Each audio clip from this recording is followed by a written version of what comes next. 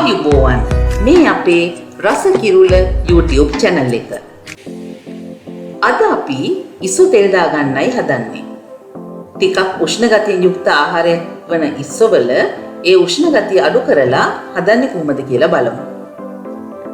මේකට අවශ්‍ය වන ද්‍රව්‍ය මොනවද කියලා පහළ description box එකෙන් ඔයාලට බලා ගන්න පුළුවන්. මේ තියෙන්නේ මම හොඳින් සෝදලා පිරිසිදු කරගත්ත ඉස්සු ටික. දැන් මම මේකට කහ, ගම්මිරිස් කුඩු, ඒ වගේම ලුණු කුඩු එකතු කරලා හොඳින් මිශ්‍ර කර ගන්නවා.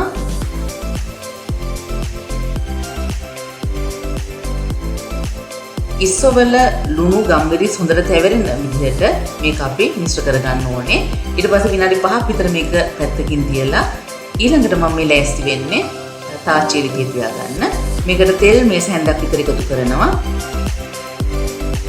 තෙල් ටික හොඳට රත් වෙනකොට ඉඟුරු සුදු ලුණු ටික එකතු කර ගන්නවා තලාගත්ත. හොඳට සුවඳ එනකොට මේ වෙලාවේ අපිට පුළුවන් අපි සකස් කරගත්ත ඉස්සු ටික මේකට එකතු කරන්න. තෙල් ටිකත් එක්ක ඉස්සු ටික හොඳට මිශ්‍ර කරලා මේක ටිකක් තැම්බෙන්න වහලා තියෙනවා ලිපේ ගින්දර අඩු කරලා.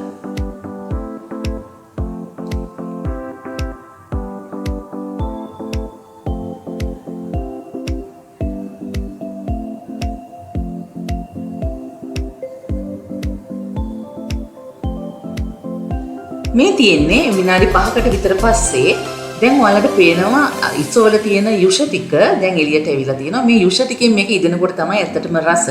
ඒකයි මම ගින්දර ටිකක් අඩු කරලා තියාගන්න කියලා කිව්වේ. දැන් මේකට මම ලුණු, අමු මිරිස්, තක්කලි, කරපිංචා මේ දේවල් ටික එකතු කරනවා.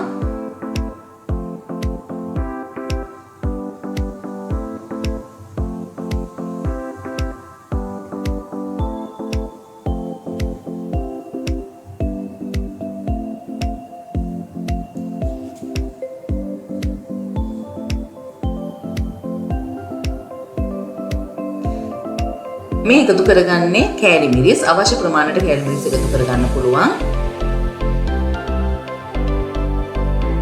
මේ ටික ඔක්කොම ආපහු මිශ්‍ර කරලා පියනෙන් වහලා තවත් ටිකක් වෙලා මේක කුක් කරගන්න ඕනේ.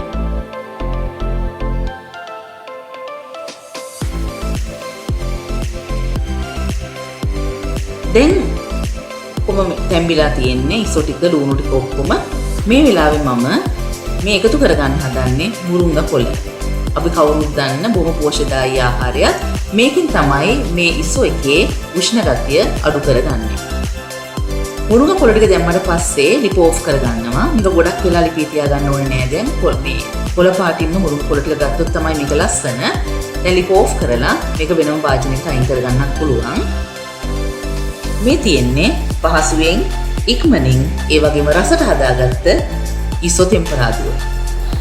Rasa Kirula අපේ YouTube channel එක subscribe කරන්න. ඒ වගේම like කරලා, share කරලා, comment එකක් දාන්නත් අමතක කරන්න එපා.